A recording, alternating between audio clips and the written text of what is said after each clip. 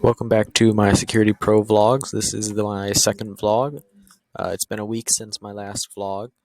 At the end of last week, I was at the very end of Chapter 4, and now this week I have done almost half of Chapter 5. I am on 5.4 is finished. I'm on 5.5 right now, and I was hoping to get through more sections of Chapter 5 this week.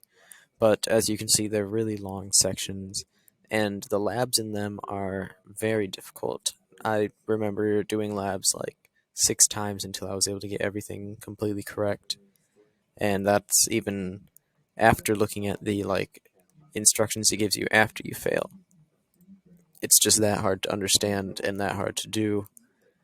But I've got most of them down now, and I can do most of them pretty well.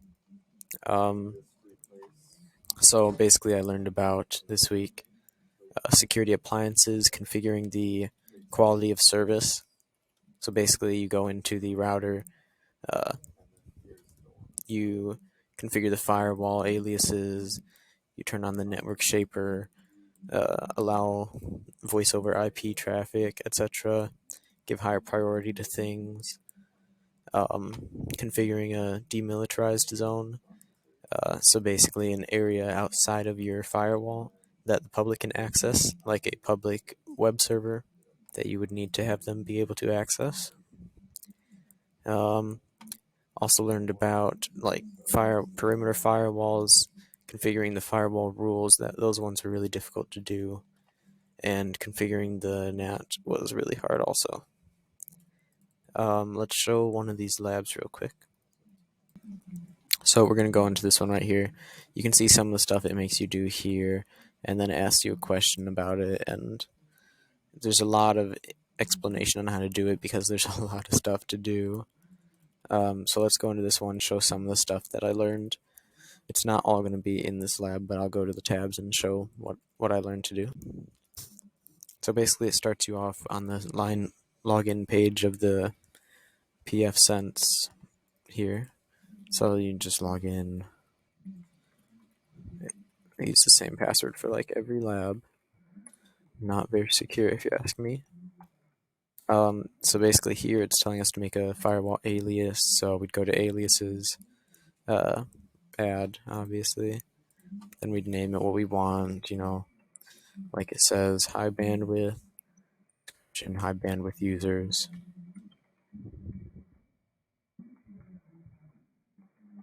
There we go, and then we'd put in the actual users down below here, so the IP addresses for them.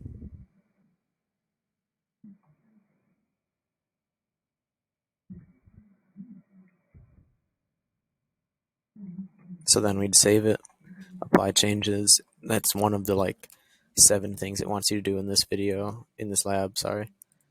So next we learned about, let's go to the interfaces. So basically we learned how to add an interface here if we wanted to add one. We learned how to change the name, change the IP, all of that. Then the firewall rules spent a lot of time in here. So for each interface, we'd have different rules here, and we'd go in, actually add the rules, have it work here. We choose the interface, choose the protocol it's using, a lot of them.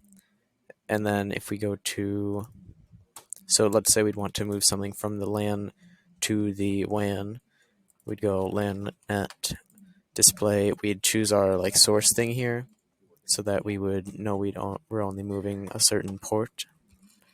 So let's say we wanted to move the FTP from the LAN to a different one, the WAN. There we go. And just like that, it's set up to move that. Then we put our description saying LAN to WAN, FTP.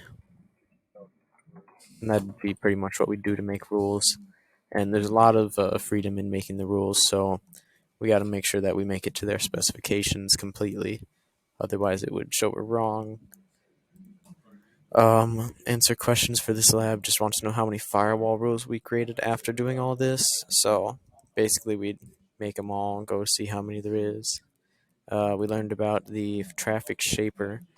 So we'd go in here, we'd go to, let's do guest, let's do WAN. Oh wait, no, we have to go to wizard, then dedicated. There we go. And then we'd choose our interface, guest Wi-Fi. We'd keep it as PRIQ.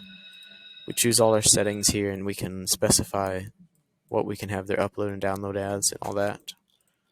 So we change it to that, like the lab says we should do. 15 megabytes upload, 20 download. Okay, then we do, so it wants us to prioritize that. We would keep that the same. And this is all the voice over IP stuff here, all of this. So we could then change our voice over IP rules so that it would be 15 and 20 also.